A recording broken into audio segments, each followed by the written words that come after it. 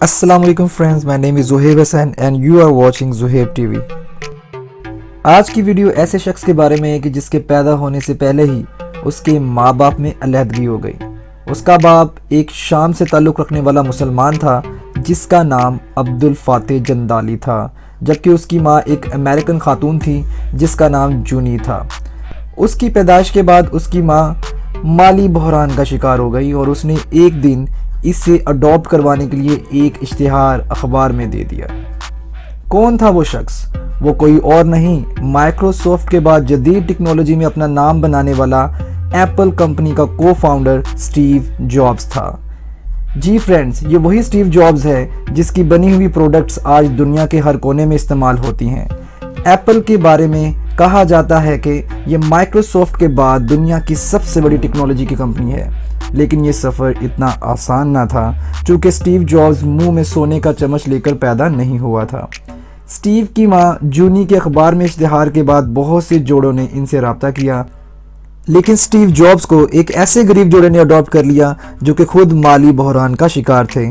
یہ دونوں میاں بیوی کے نام بالترتیب پال جابز اور کلارا جابز تھے، جو آگے چل کر دنیا کی اس حیران کن شخصیت کے والدین کہلائے۔ اسٹیو جابز پڑھائی میں بھی کوئی خاص اچھا نہ تھا، اس کا پڑھائی میں بھی دل نہیں لگتا تھا، لیکن اس کے والدین اسے پڑھاتے چلے گئے جبکہ اسٹیو جابز کالج لیول تک پہنچ گیا۔ کالج میں اس نے کیلی گرافی میں ایڈمیشن لے لیا، جو کہ نارملی ایک فضول سبجیکٹ سمجھا جاتا تھا جس کا مستقبل میں کوئی فائدہ نہ تھا، جبکہ اسے خود بھی معلوم نہ تھا کہ یہ سبجیکٹ اس نے کیوں پڑھا ہے۔ اس دوران یہ کھانے کے لیے کوکا کولا کی خالی بوٹلز جمع کر کے اسے بیچ دیتا اور اس کمائی سے وہ کھانا کھاتا، حتیٰ کہ وہ ہفتے کے ایک دن ہندوؤں کے مندر سے بھی کھانا کھانے جایا کرتا تھا۔ اسٹیو جابز نے کئی سالوں بعد اسٹیفورڈ یونیورسٹی میں اسٹوڈنٹ سے خطاب کرتے ہوئے انکشاف کیا کہ اگر میں کیلی گرافی کا سبجیکٹ نہ پڑھتا تو شاید کبھی میک کمپیوٹر ایجاد نہ کر پاتا۔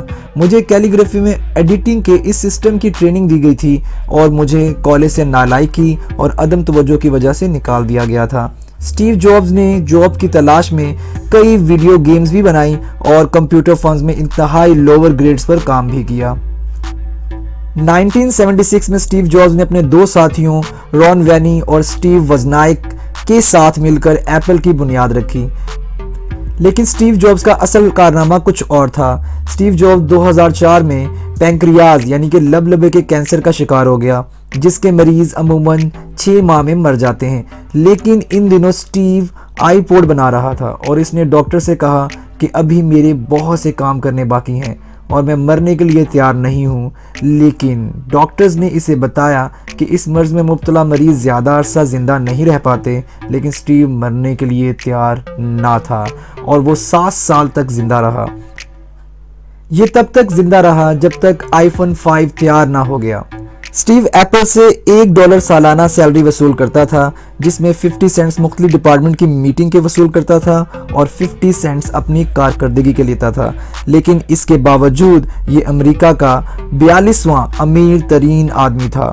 یہ $8.3 ارب کا مالک تھا۔ یہ رقم اس نے ایپل اور ڈزنی لینڈ کے شیئر سے حاصل کی تھی۔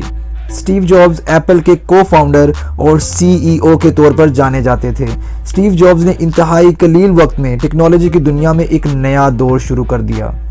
اس نے ٹچ سکرین کا کانسیپٹ ایجاد کر کے ٹیکنالوجی کی دنیا میں انقلاب برپا کر دیا۔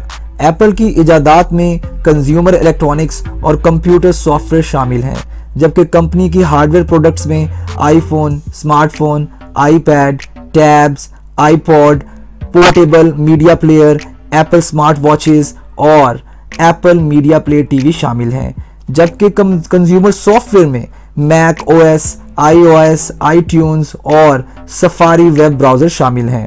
اس کے علاوہ ان کی آن لائن سروسز میں iTunes store, iOS Apple store, Mac app store, Apple music اور آئی کلوڈ قابل ذکر ہیں، جبکہ ان سب ایجادات کا سہرا اسٹیو جابز کے سر جاتا ہے، جنہوں نے ٹیکنالوجی کی دنیا کو تبدیل کر کے رکھ دیا۔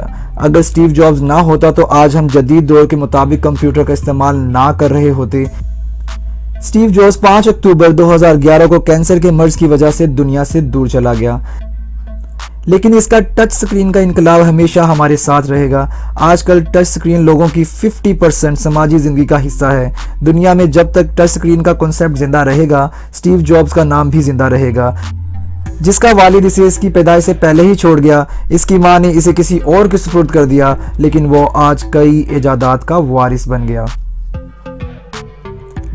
فرینڈز، آج کے لیے بس اتنا ہی۔ ہم پھر حاضر ہوں گے اپنی اگلی ویڈیو کے ساتھ۔ تب تک اپنا خیال رکھیے گا۔ پلیز ویڈیو پسند آنے پر ویڈیو کو لائک کیجئے، کمنٹ کیجئے، چینل کو سبسکرائب کیجئے اور بیل آئیکن پر ضرور کلک کیجئے۔ تھینک یو سو مچ۔ اللہ حافظ۔